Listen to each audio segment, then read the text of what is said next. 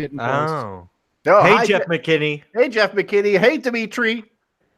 No, Dimitri's getting married like soon. Oh, Dick he posted today before we getting married. Uh, Not be watching. Before we get started, you prefer to be called Woody, Mr. Briggs? Yes. It's weird if you say Wayne because I feel like my dad's talking to me. Gotcha. I know you don't have the same voice as my dad, but it's still weird to see or hear Wayne. So I totally get it. Okay. Cool. my wife brings it out when she's really mad at me. I'll just say that. Yeah. Okay. All right. So welcome people that are watching on the show. How y'all doing? We're down here at Brass Brewing in Colorado Springs. I'm excited to get this show going. We're going to get right into it. You may notice we don't have the music. That's just some technical stuff that we're having this evening that we're not going to do. So it's just going to get right into the show. Woody, any questions before we go? No, let's do this. All right. Guys, you set? Yeah. As ready as we'll ever be. All right. Here we go then. This week on episode 232 of the We Like Drinking podcast, we'll be discussing a pink IPA that you, sir, are not allowed to drink, another round of wine, beer, or pop culture reference, and get out your brass knuckles because we're going to toe-to-toe with Wayne Woody Briggs of Brass Brewing Company. So crack open your beer, uncork that wine, and let's get drinking. Love it. Oh, you know what's good when the guest is like, oh my God, what have I signed myself up for? We started out so calm, and now we're full in. So let's go. Let's do this. So cheers, my podcast drinking friends, and welcome to Happy Hour 232 of the only two-time award-winning topical beer and wine education podcast focusing on fun. Is that what we have here? Fun? Yeah, I think it is. At least I like to try to have the fun. All Sounds right, like all your friends in the background are having fun too. there's That's awesome. a lot of fun going on here down at Brass. They've got some trivia going on. There's some kids with Matchbox cars that are launching things into the space. It's crazy. But if you're listening right now and you're like, I got to get more of this podcast gold, make sure you subscribe to the show by visiting welikedrinking.com/subscribe. All right, guys, let's do this. You're hearing everybody we're talking. I'm not going to introduce the entire bar, but we're going to find out who's on the panel. We've got our wine blogger, Jeff Solomon. Hey, that's me. Sporadically prolific. We've got our beer brewer, John Ruyak. Hey, folks. Every darn day. You got it. And he likes to tell us about how many days a week he brews all the time. And I am your host, Jeff Eccles. Our guest tonight, who along with his wife, Kylie, is a co-owner of Brass Brewing Company located in downtown Colorado Springs. With a history of service, after spending 16 years in the Army and another 6 as a police officer, he is continuing to serve the community, not just with delicious draft beer, but also by giving back to the military community through the brewery. Please help us welcome Wayne Woody Briggs. Welcome to the show, Woody. Thank you. And that is officially the last time I will call him Wayne for the rest of the show, because he keeps looking over his shoulder every time I say Wayne. Yeah. Family Dad's members. yelling at me. So, If he hears Wade, he thinks to himself, I'm not going in that room. yes. Looks for his mom telling him that he's in trouble. That's how you know he's in trouble. You probably noticed I drank a beer when you started saying that. So I got it. Yeah. So thank you. Yeah, I'm glad to be on here. thank you for joining us. So let's find out what everybody's drinking. Let's start with the guys on the interwebs. Jeff. Hey, that's me. I've got 2 fists, and that fits 2 cans. I swung by the running shop and hops in Morgan Hill today, and I picked out some pretty epic beers here. What I'm drinking right now is the Ghost Town Brewing Ghost of Nelson IPA. It is 100% Nelson hops, 7.2% alcohol by volume, 70 IBUs. And if I'm a knucklehead and I finish all this, I've got another pint over here. It's a collaboration. It's called Nelson Slayer, and it's a collaboration between Alvarado Street, Sante Ardarius, Cellar Maker, and Freestyle Farms. So this is a double IPA with 100% Nelson solvent hops. all coming from select blocks from Freestyle Farms. Apparently people are looking for this, and I just tripped over it, so I'm kind of excited about it. So have you tasted either one? I'm drinking the Ghost of Nelson right now, and it's good. Are you getting any white grape type of flavors? It is really fruity on the palate, but on the nose, and that's what really got me is like there's this combination of like tropical fruit and almost like I want to say like mustard seed on the nose. Like it's really cool. I was reading some folks talking about white grape notes, and I suppose like where some folks might say white grape, I might say it's more of like a lychee type of fruit. But yeah, it's good. Excellent. So John, I'm rocking a full Nelson, is what I'm saying. Waiting for it. All right, John, what are you drinking? So the brewer's not going to be on, so we're not going to do any technical stuff. But I brewed this piney double IPA a couple weeks ago, and I kegged it a couple days ago. And I'm not unhappy with the way it turned out. It just didn't turn out like the last time I brewed it, which was had a lot more piney notes, and we use a lot of Chinook hops and Waimea hops from New Zealand in it. The problem is the Chinook hops that I purchased for this second run, we just got a couple of pounds because it was kind of a middle of a grain order, hop order type of deal. So I ordered from a different source, and so we talk about grape terroir. Well, hops have terroir too. So this one turned out a lot spicier. So I've got this piney double IPA from Lizard Tail. And I was thinking on the way home, I said, you know what? I did a clone with Jim Myers about a decade ago. And we did a clone of Arrogant Bastard. And I know Arrogant Bastard has a shit ton of Chinook hops in it. So I'm just tasting it as a comparison. And I'm getting a lot of the... Now, their Arrogant Bastard has a lot of, it's a lot darker than what ours is. There's a lot more caramel malts, crystal malts in this one. And I can obviously taste that, but I'm getting a lot of the same hop notes in the Arrogant Bastard. Chinook's is pretty spicy. A lot of times, though, you get some piney notes in it too, which was what we wanted, but we didn't get this time. So I'm just kind of comparing notes on the show. So there you go. Ruyak, I just gotta ask, like with the beer that you brought home in that little growler, like tiny, yes, says wimpy growler. I'm just wondering, does shaking it up a bunch help the beer taste better? No, it does say weekend forecast herping with a chance of beer. Remember, my kids got this for me my last birthday. Yeah, that's very cute. Okay, all right. So Woody, welcome to the show. We're like spacing out because you two are just rambling on together. So Woody, what's in your glass tonight? So I'm right now drinking the full barrel tangerine pale ale. Tangerine pale ale, nice.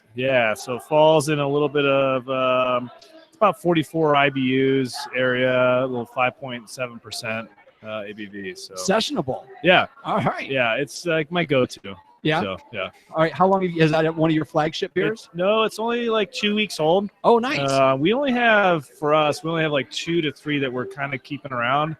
The blood orange is one, a strawberry pale ale. So that's about it. But we keep jumping all over the place, just kind of giving, what we, sales wise and stuff like that people are wanting. So excellent. So go ahead, John. So that 2 weeks into a pale ale, it should be hitting its stride right now.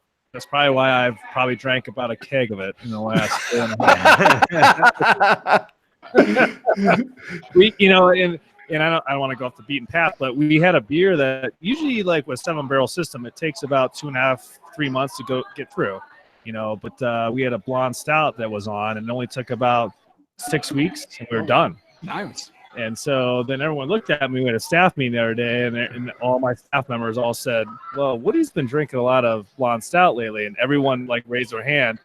And then Kelly, my wife, she looked at me and she's like, yeah, you've been drinking a lot of that. So I think I probably took at least half of the 7 barrels myself. So we can't always determine what really goes through our brass brewing because of patrons. It should be, but be what about me? So it's your place. It can be all about you. That's fine. Yeah. And then I am drinking the Barracks Rat Juicy IPA. Very nice. You can see this one. No, you can't see this one. So fuck off. And that is not in a growler. So yeah. No. Yeah. So you shake, you can do I can, yeah. or a squealer or whatever it is John's drinking out of tonight. Yeah. All right. So thank you for joining us. Sure. Guys, you got any questions about what he's drinking specifically? This is my herping hip flask. This is what I carry into the mountains with me when I'm uncovering rattlesnakes. Yeah. Again, remember this is a podcast, John, so nobody can see what you're talking about. You think after 230 some episodes he'd figure that out? Yeah. But, not so much. This isn't a visual medium. No, Ah, shit. you picked the wrong. I won't put eyeliner on next week then. All right. Well, let's do this. Woody, before we get to the interview, we got to see how smart we all are. Oh, jeez. With a little bit we like to call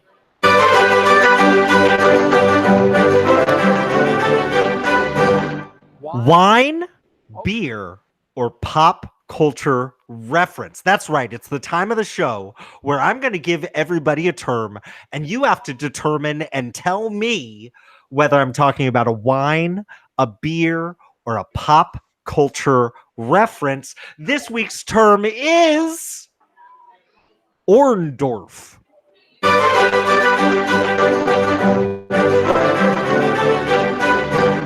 Is Orndorff a wine, a beer, or a pop culture reference? Eccles has a shitty grin on his face, so I'm going to go with John Ruyak. So I think Orndorff is a pop culture reference because I'm thinking it's the bastard love child of the Swedish chef from the Muppet Show and Dorf from Star Trek. Orndorff. Okay, Ruyak says that Orndorff is this thing that he totally made up that is somehow a pop culture reference. Okay. Our special guest, Woody, do you believe that Orndorff is a wine, a beer, or a pop culture reference? So I'm going to start out with this. Do I get any extra credit because I've been drinking since 9:30 this morning? I had an interview at 9 for a new employee. It was about 9:30 when I started drinking after that interview because I couldn't believe what I just heard. So do I get extra credit? I will give you extra credit if you tell us the story of the interview later. No. That's a whole nother podcast. I'm telling you what I just heard. So, all right. So we went Orndorff first. And I have to say if I agree with that or disagree, right? Is you have to do you say think Orndorff is a wine term, a beer term, I'm gonna go with my 9:30 drinking. This is a wine term. okay. I like it. Just because nobody asked, and I'm assuming I know it, but I want to make sure. Could you spell Orndorff? Yeah, Orndorff. O-R-N like Orn, and then D-O-R-F-F like the guy that golfs. Oh, Dorf. 2 F's. Oh, 2 F's. Oh, that you know what? Can I Orndorff. change my answer? I thought Okay, there was only one I F. have no. I am going to go with Woody on this one, and I'm going to say that this is a wine term. And just because Woody's been drinking since 9:30 this morning, I'm not going to go any more specific than that either. Okay, so we got the two folks drinking beer at a brewery are going to say that Orndorff is a wine term. We've got John Ruyak that's making up his own pop culture reference on the spot. And as much as it pains me to say it, Ruyak's getting the points this week. Oh, God. Really? Yeah, Paul Orndorff was a professional wrestler in the WWF in the 1980s. And I was thinking about the beer that I was drinking and how hop specific it was, because Paul Orndorff's finishing move was the full Nelson. Yes, it was. So yeah, wore like maroon shorts or red shorts, something like that. I remember that. Yeah. certainly. Yeah. Nicely done. John, you got to remember, like, if you ever do say pop culture reference when Solomon says it's there's a 90% chance it's going back to professional wrestling. Oh, God. Orndorff. It's a pop culture reference.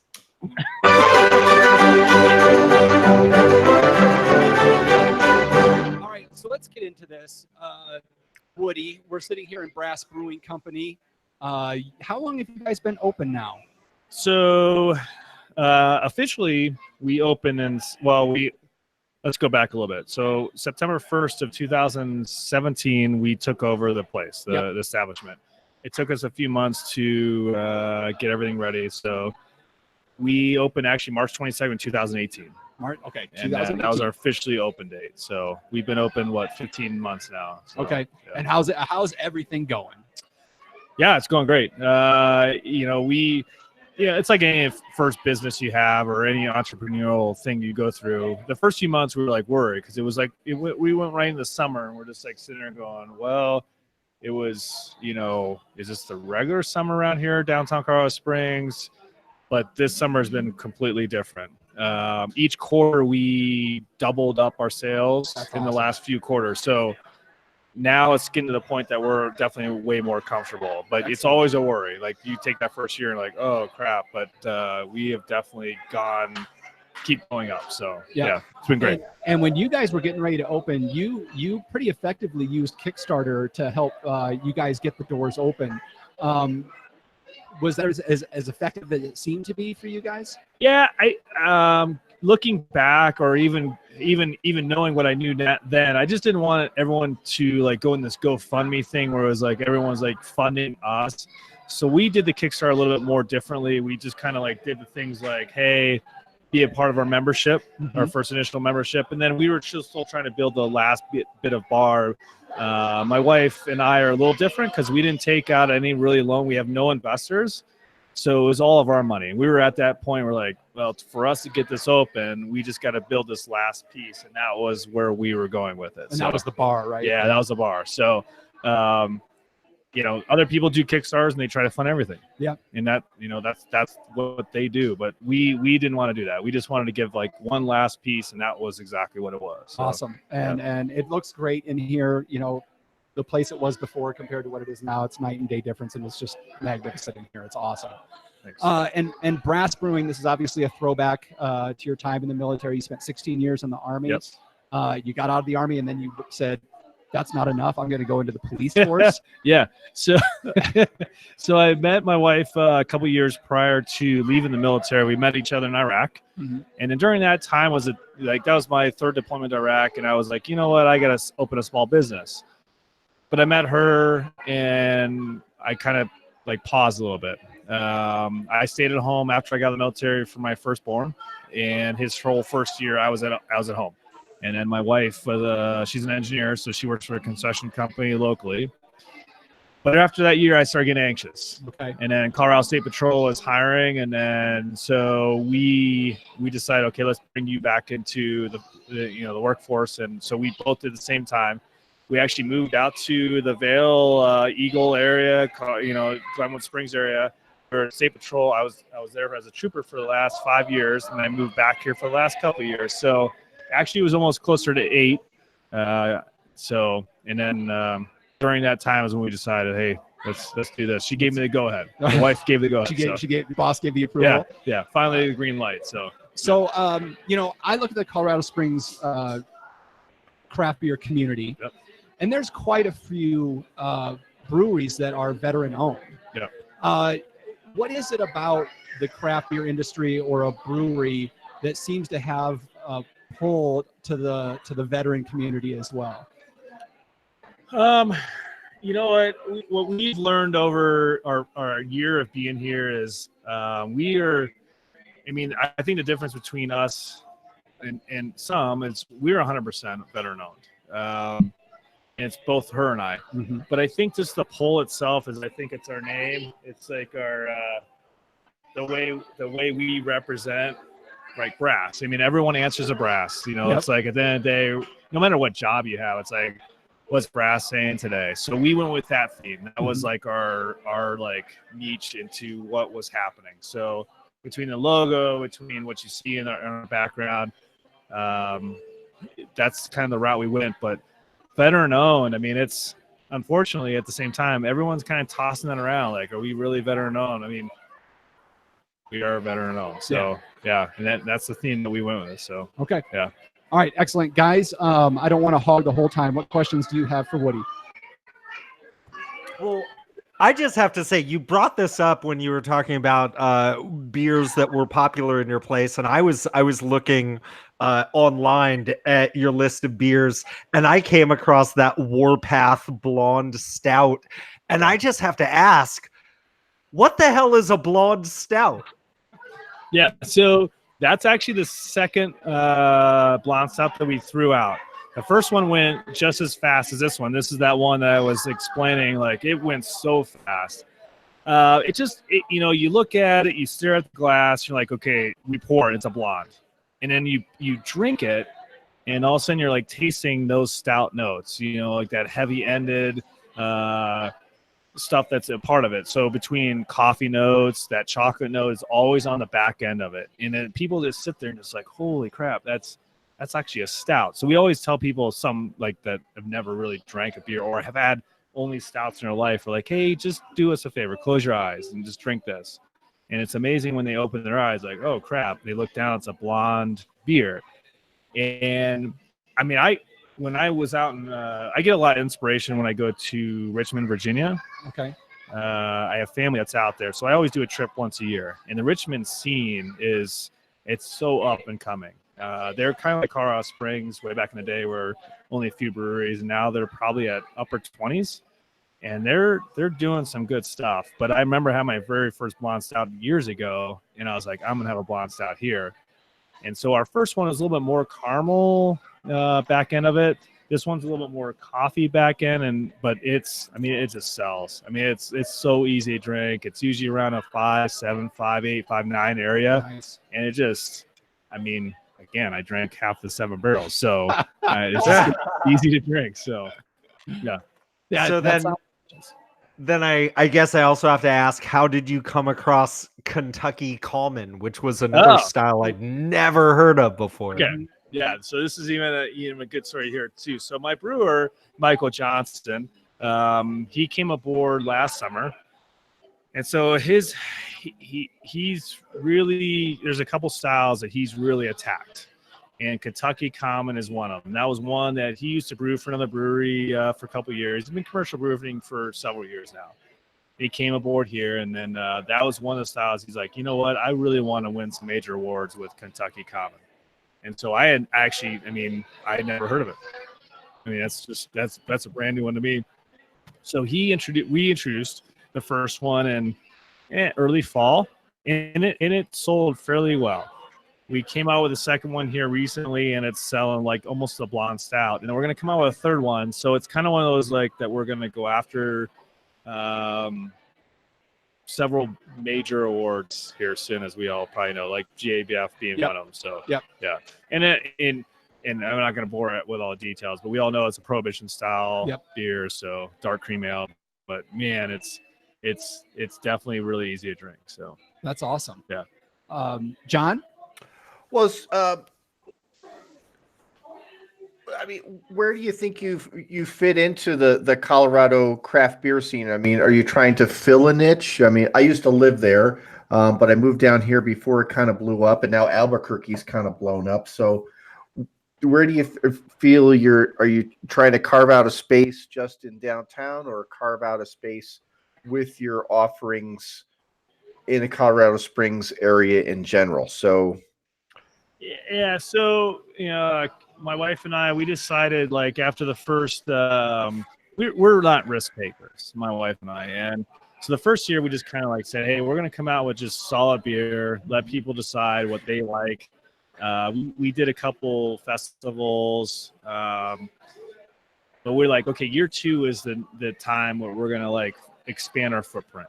And so we doubled up our festivals this year. We've now won a couple awards.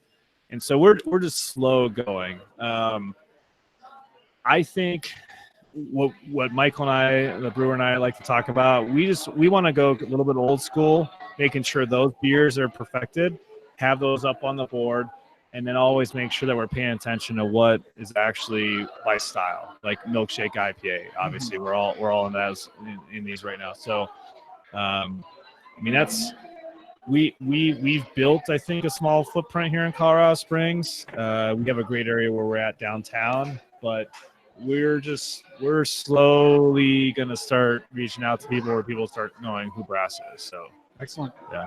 Awesome. So now, as part of, you've been in service almost your entire career, Yep. right? And as part of Brass, you really continue that. I know you give 1% of all your profits back to different nonprofit Yep. veteran organizations. But then you also have your lessons learned series. Yeah. And so I was interested if you could tell our listeners, especially, for the ones here in Colorado Springs, what is your lessons learned series? Yeah, so I mean, I'm a military history major at Ohio State, and so my thought was going forward. I always want to do something military history, and what we started doing the first few months, we were always playing like on a certain night we play old World War II or old World War I movies, but that wasn't good enough for me. So I wanted to go a little bit more than that. So now we've reached out and we're starting to get actual guest speakers that have come in of places and things that they have done. And come in here and actually just, make sure history keeps going. Mm-hmm.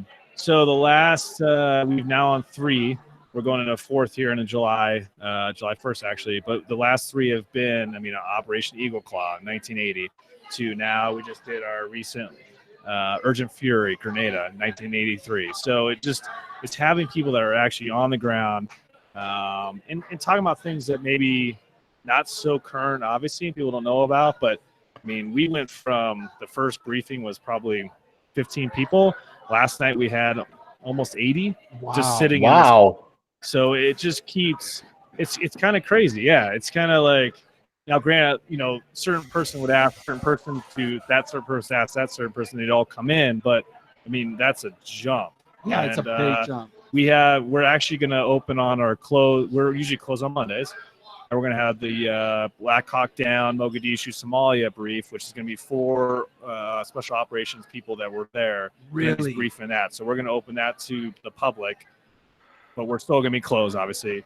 That'll probably, that's probably going to fill the whole tap room. Yeah, I can imagine. But it's usually open to the public for those lessons learned. Yeah, for sure. Yeah. And it'll still be open to them too. But we are, again, normally closed, but it'll. We felt like this was a day we probably need to have this briefing in here on a day that we're closed so they can have the whole tap room. So it's going to get to that point. Yeah, that is going to be a really good one. Yeah. Because that's such a historical event. Yeah, and people know it. It's to the generation now that you kind of know what that is. So it'll be a good time.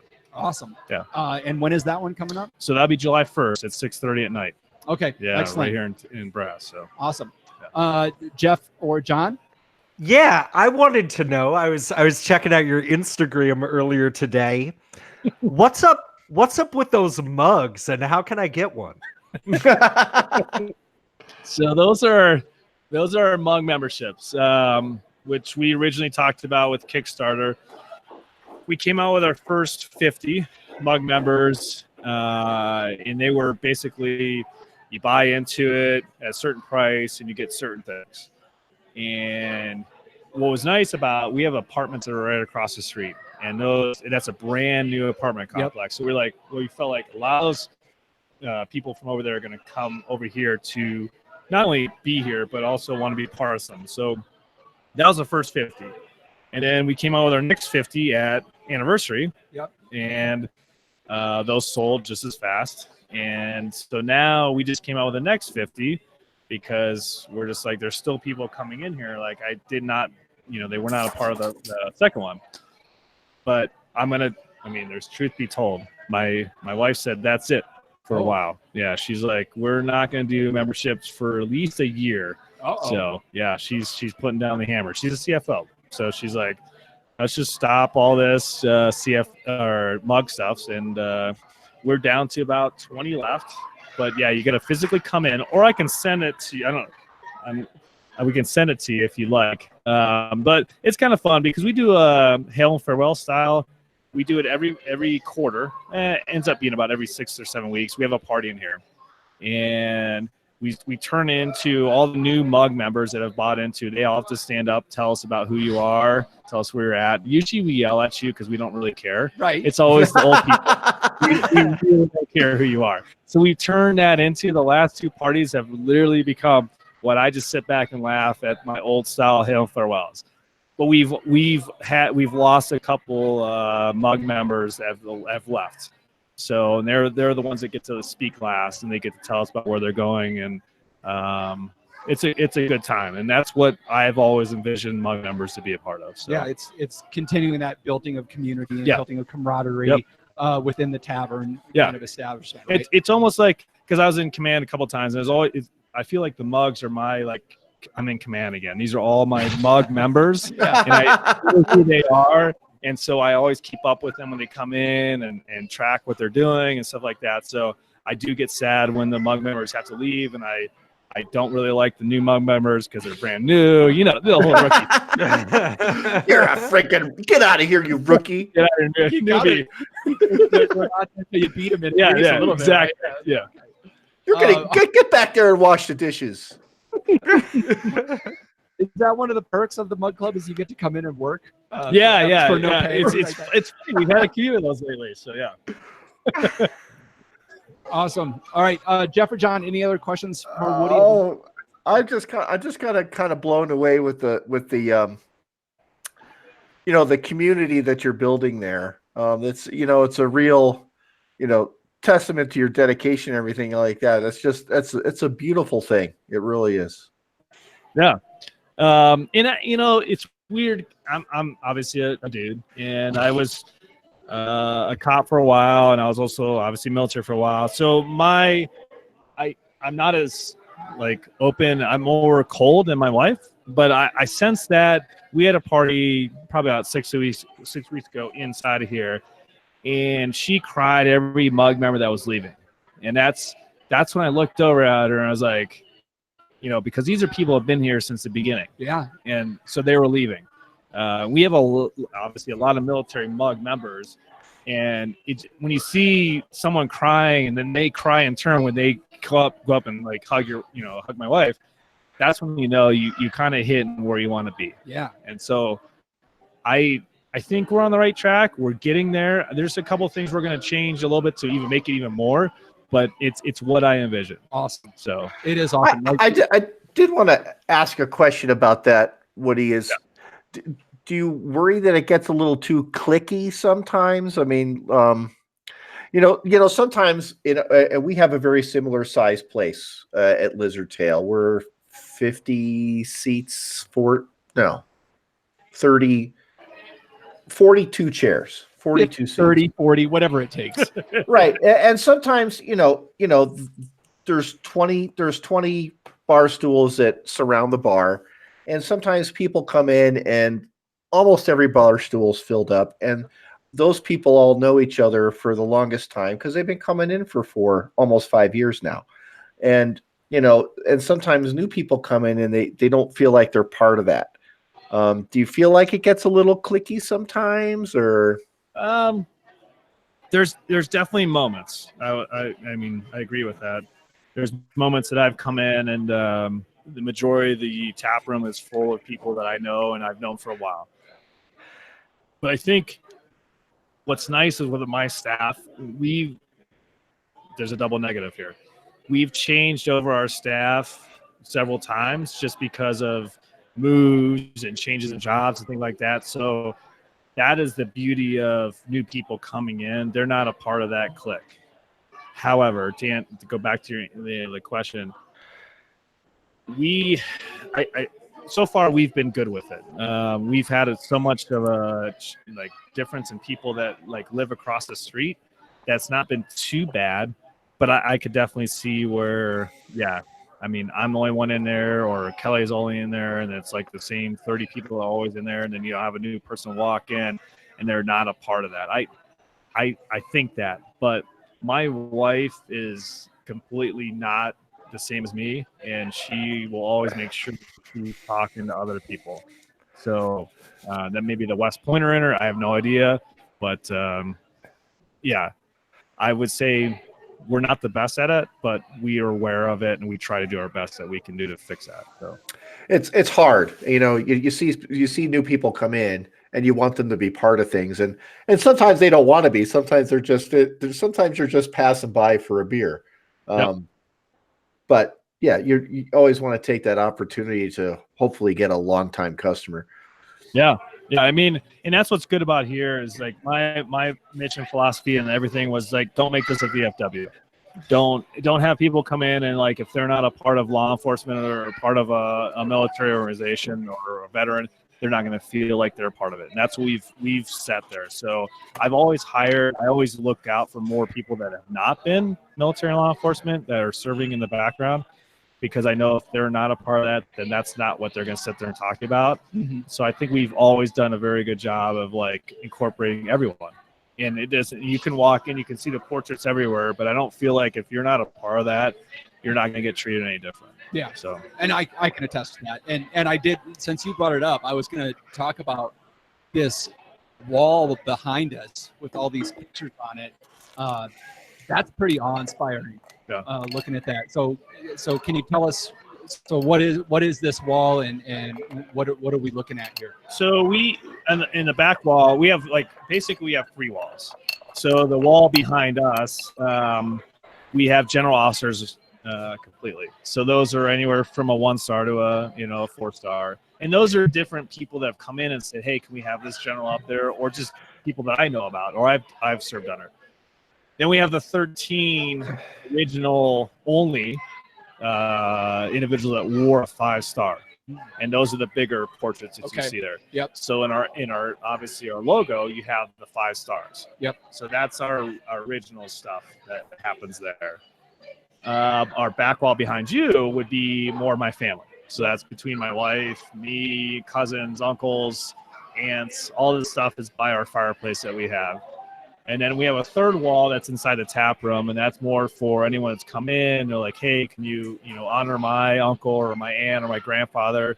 Can you put this portrait up? And we do that. So it's awesome. And that's what that wall is. It really is. It really is amazing. Like there's such a feel in this bar. You've got direction pointers in there pointing to different places on like MASH. Yeah. MASH. Yeah, that's in there.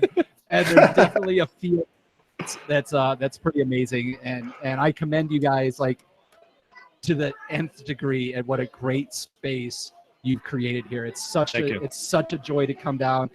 I don't come downtown that often, but every time I've come downtown, I'm always in this place. Nice. And that's because of what you guys have made here. Yeah. And the people I've met here, some of the military people I've met here, it's crazy talking to them about it, and it's great beer. Yeah. Bottom line, it's great beer. So thank you. So thank you for creating this space in Colorado Springs. Yeah. Guys, do you have one last question for him? Because we're going way long on this, but I love. I do. Woody, again, thank you so much for telling us all about Brass Brewing Company. And I also just wanted to go back and make sure that I had a chance to thank you for your service in the military and as a law enforcement officer. I also wanted to ask you a question, because every time I get a chance to talk to a police officer in a setting like this, I have one question that must be answered. And it might be different because you're in Colorado. I live in California. Okay. In California, and I would assume it's like this in Colorado, you can turn right on a red light as long as it doesn't say no right on red, and as long as you stop and look, right? So an actual red light, not a stop sign. Right? Yeah. Okay, so red light's going, and you're in the right-hand lane. There's no stop sign or no sign saying no turn on right or no anything, right? Yeah. Did you come to a complete stop? Yeah. And by the way, I've never been stopped for this at all. My real question is, because, we all know you can turn right on red unless it says no on red. But every other person that I ask this question, I get a different answer. And I think by the way that you were kind of setting it up, I think I know your answer. If you are in the second to the right, only right turn lane, and it's a red light, can that person go if it's safe? So it's weird because Colorado has a few intersections that are kind of like that. I always err on the caution of, I wait till green. If I'm at let's just talk about three lane highway or 3-lane off ramp, and I'm in the middle one, and it's literally like a straight or you have a right turn lane that's in there, and if it's sitting at red, I don't turn. But am I going to pull? So say I'm behind you. Will I pull you over? I wouldn't pull you over. The only time I'd pull you over is if you did not come that complete stop. If you did it in a way that you did not stop traffic that's going from your left to right, then you're good. Oh, But cool. It's weird. We only probably have, I'm telling you, a handful of intersections that are exactly like that. I don't know what California has. I've never been out there.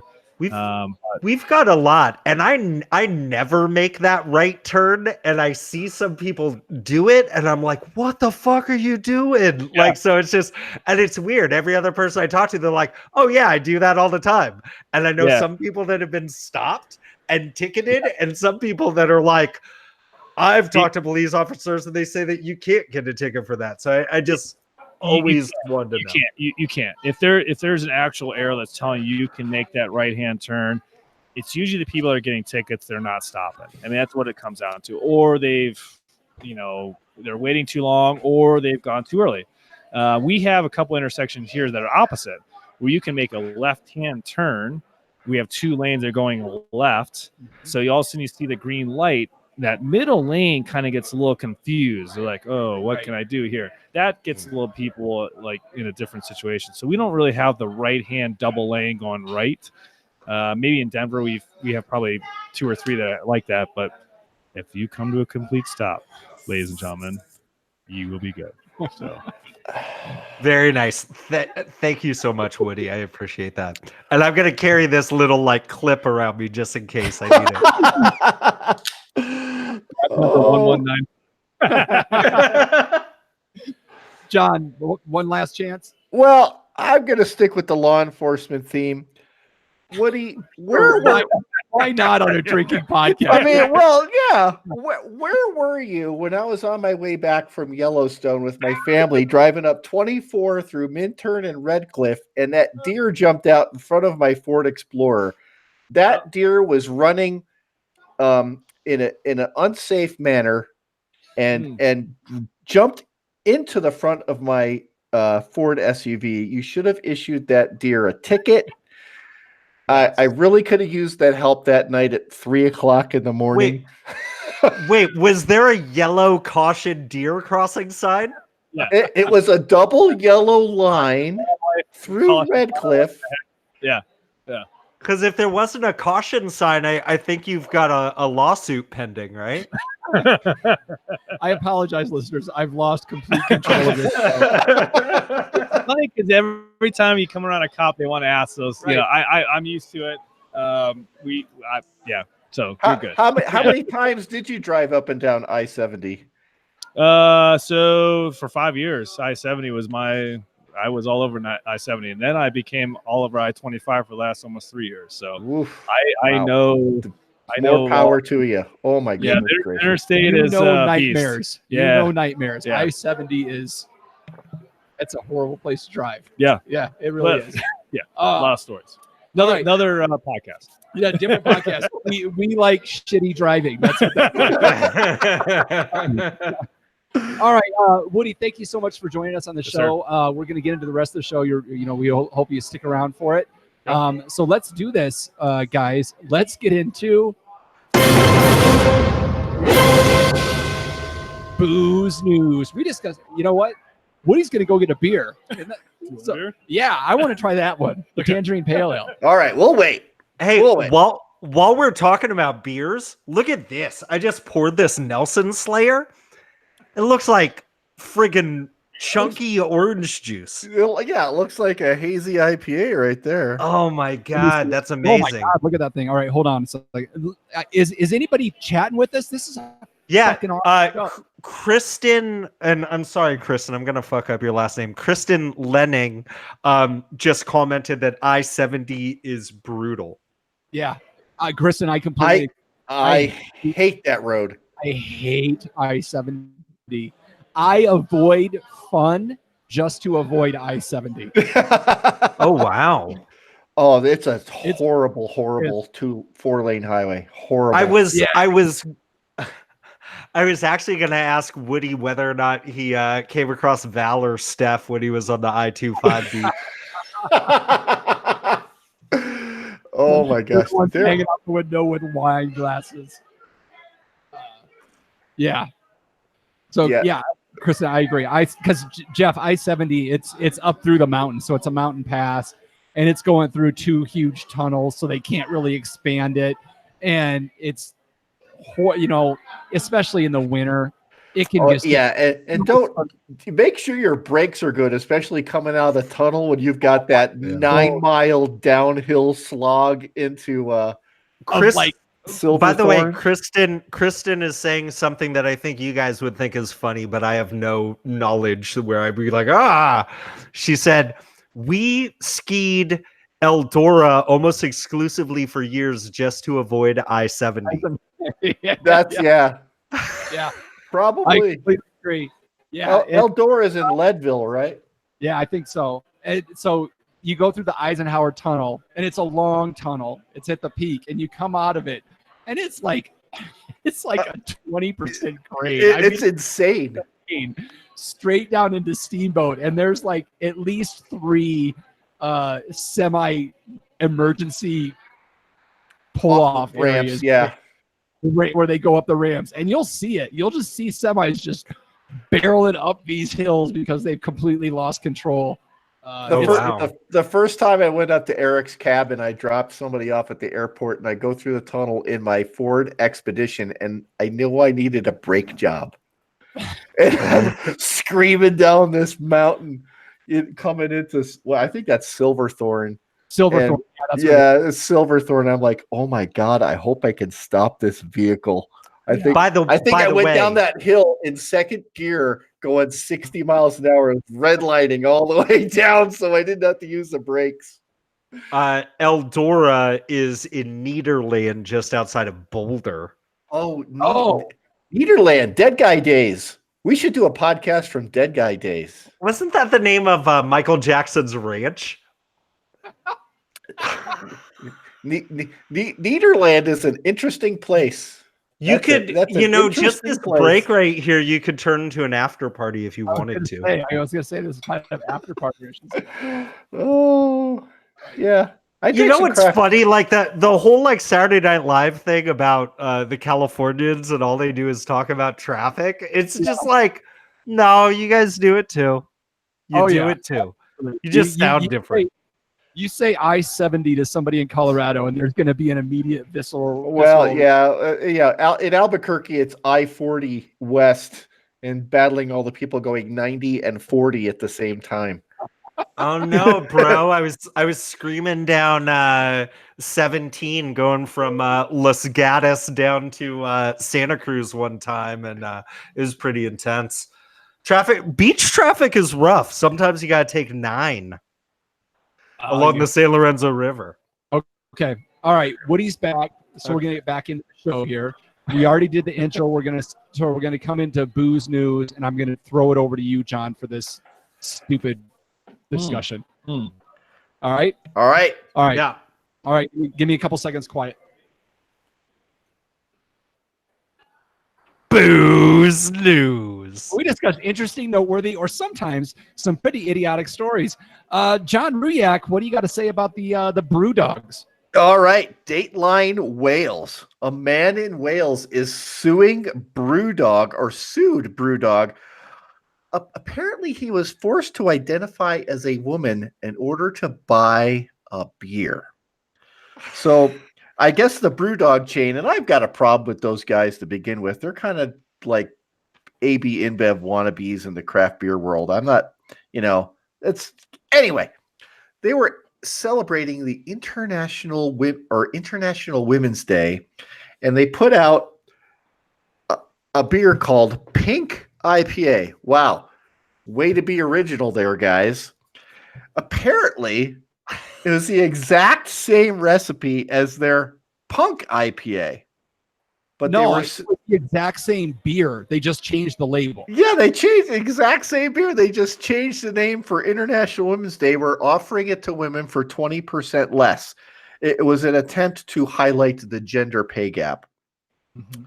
So apparently this customer, a doctor, he asked to buy one of these pink IPAs, and the bartender said no.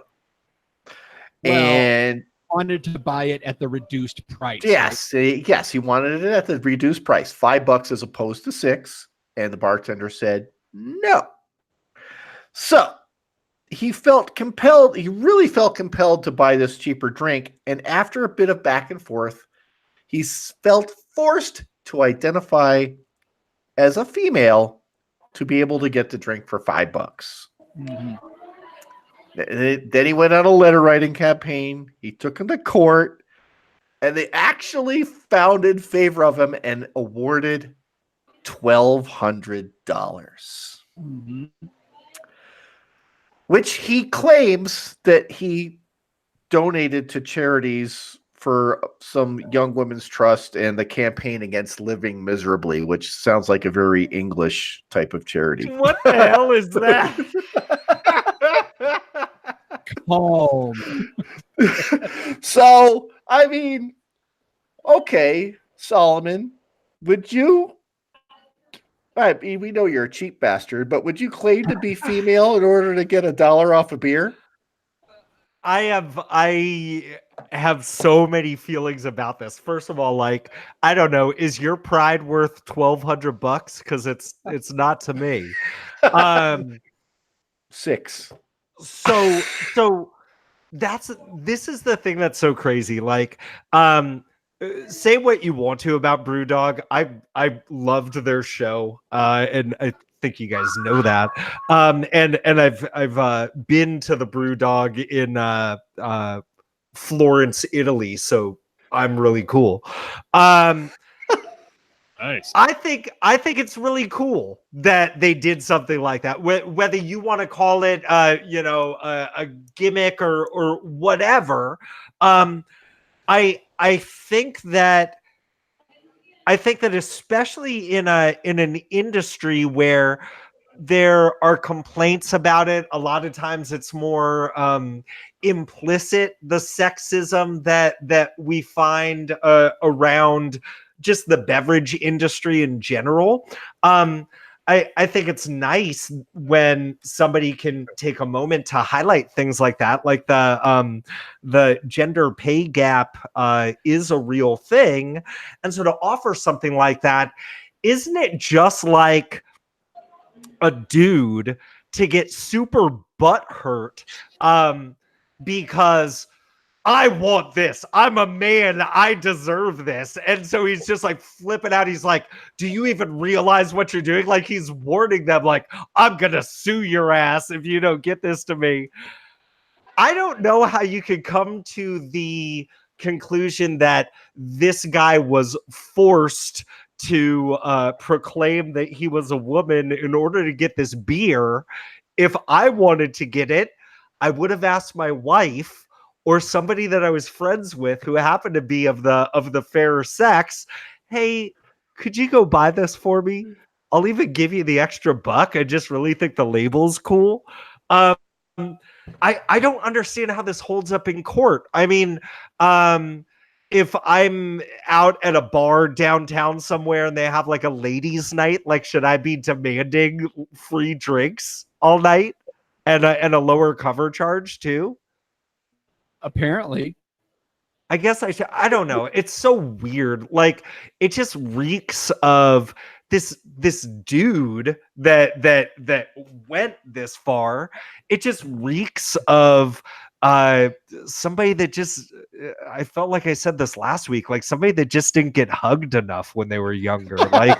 Like with all the advantages that you have as a man, you're going to stand on this pedestal and just be like, that's not fair. I can't get the same beer with a pink label for cheaper. This is ridiculous.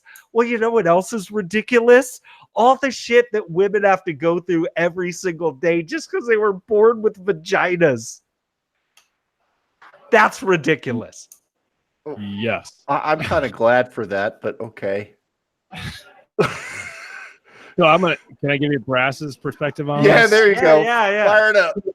So, I mean, I would love to sit here and berate this person and do all these things because most people they know where I come from and what I believe in. But the thing at Brass is there's people come in all the time. They're like, hey, I'm a teacher, and can I get that teacher discount?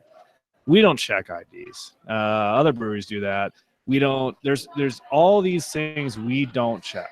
And we just, it's not worth it to us. Like if you come in and you believe that you're female today, you were male yesterday, whatever. If that's what it takes, we're not going to get into that piece of like, hey, we're not going to give you that percentage yesterday, or we're going to give it to you today. We just do it. I mean, call it crazy, call it bad business, whatever. But I just don't have time. I don't have time to like check into who you are today, who you are tomorrow, and we have certain discounts that we do daily, and we just stick to it. So if you tell us who you are and what you want, we just do it. So that's Brass's perspective. Now, the owners, I won't go there. So, But, John, what are your thoughts on this? mine? Yeah. I mean, to Woody's point is that every complaint is an opportunity to make a client or customer for life, right? So when you handle that complaint properly, usually you're turning it around on that complainer, and you're saying, look, you're special. We think you're special for whatever reason that might be at that moment. And we're going to take care of you. And when we take care of you, then you're going to take care of us by bringing your money back to us on a repeated basis. Mm-hmm. So, yeah, I mean, there are lines you need to draw occasionally, right? And especially when it comes to, well, cutting somebody off. That's a legal issue. That's a, we're not serving you anymore. We want you to come back tomorrow in a healthy way. We don't want to get sued by the person you're going to kill on the way home.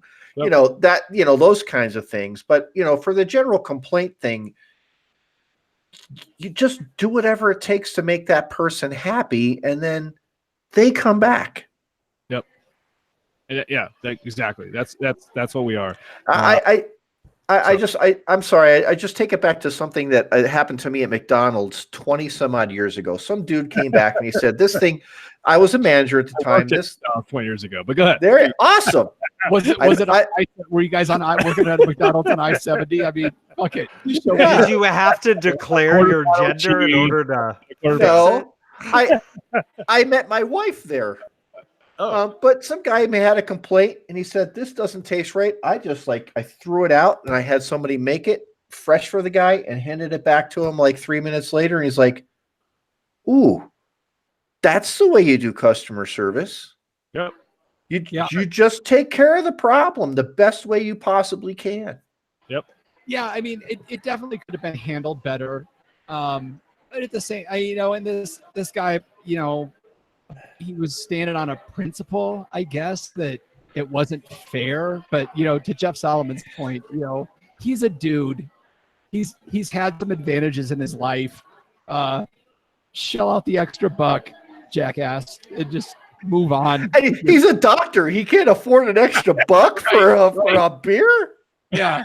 I don't know. What's he a doctor of? Like philosophy? Like it just seems so weird. Like it was just like, I'm gonna see how far I can take this. Look, he was a doctor of women's studies. That's what he was. Well, no.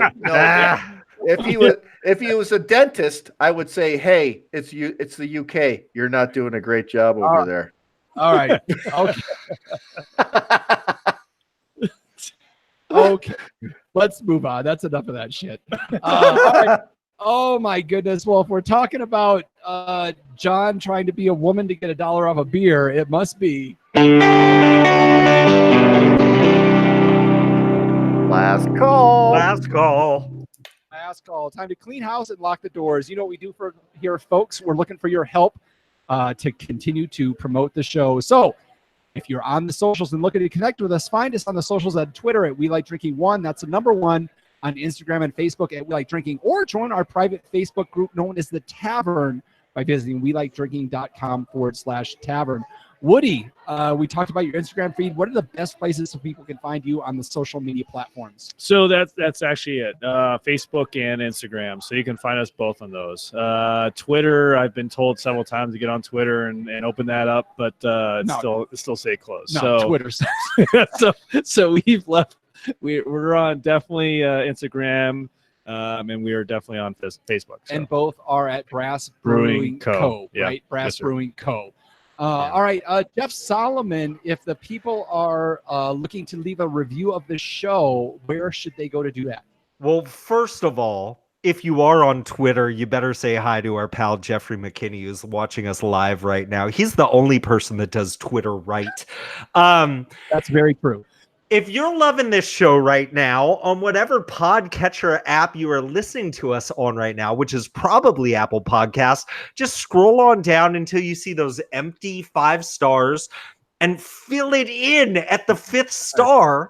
There's also an opportunity for you to leave a review and let us know what you think about the show. There's also an opportunity for you to come up with a really cool handle for your Apple Podcast reviews. So go for it. This is true. And John, if they're looking to help us out a little bit, where can they go to do that? So, hey, folks, we could really use some extra coinage. Visit welikedrinking.com/pledge. Get more information about becoming a patron of the show and help us out. And Woody, if you offered it earlier, if people want you to send them a mug that they cannot use unless they come to Colorado, Yes. how do they go about becoming a mug member? So they can call in and get their mug membership through our beer tenners, but they will not get a mug sent to them. It'll be just paper mug. So they have to come here. The mugs stay here, and that's how you become a mug member. You've got to come into Colorado Springs. And how much does a mug cost? $100 one-time fee. All right. That's it. There you go. All right. Well, if we ran through all that, it must. You can also find the show notes for this episode with all the links to the stories or mentions we had at welikedrinking.com/episode. Or if you're on your phone right now, just swipe right. And we've gotten to the point where I get to say, okay, panel, let's take one last trip around this table and get some final thoughts before we shut off the lights. John Ruya. You're not going to throw me any curveballs this week about the socials that I'm supposed to remember or anything like that, like you did last week. I took care of it for you. All right. Yeah, like you did that week. So anyway, I did a comparison this week, and as I thought, I did a very close approximation of Arrogant Bastard at Lizard Tail with this beer without the caramel malts. So yeah, I thought so. You know, hats off to Arrogant Bastard for making a great beer, because I made a pretty damn good one too, just kind of by accident. This time. There you go. Jeff Solomon. You know, now would be the time for me to sing the greatest hits of Nelson, but they didn't have any hits. Nobody knows any of their songs. Hey, so Ricky Nelson back in the day had a lot of hits. Oh my goodness. Woody, any final thoughts before we cut these guys off and let you get out of here? So coming on the weekend, late at night, I'm usually here. We always play Queen late at night. And then I usually make sure that everyone been taken care of on special beers. So all right, come sing Queen with me. So yeah. Come sing Queen with you. I have a bucket list item now, apparently. We just watched Bohemian Rhapsody last weekend. Great movie. Yeah. And I'll just end by saying, Woody, thank you so much for letting me come down to Brass Brewing. This is an amazing spot in downtown Colorado Springs, and if you're in the area, folks, you have to come down and check it out. And look for Woody with a microphone, his Queen-looking mustache, and belting out some Freddie Mercury. Yeah. And with that, I'll say thanks again for joining us at the We Like Drinking podcast. Where you'll never drink alone. No, we didn't order Woody. Yeah, we didn't tell Woody. I heard some. Put a gun against his head. Pull my trigger, now he's dead. Now you're getting me going. So Tie your mother down. Tie your mother down. All right, guys, I'm going to let you go. Viewers, thank you. Kristen, thank you so much for watching the show. Annette, I know you're watching. Jeffrey, thank you for watching. Glad we could catch you live. Dimitri, good luck with your wedding. We didn't mention it on the show, but, have fun getting married. Peace and love. Peace and love. Look at my armpit stains. Okay. All right, I'm going to let you guys go so I can wrap this up. All right. Later. All right. Hey, great to meet you, Woody. Thanks, Woody. yeah, nice meeting you guys. All right.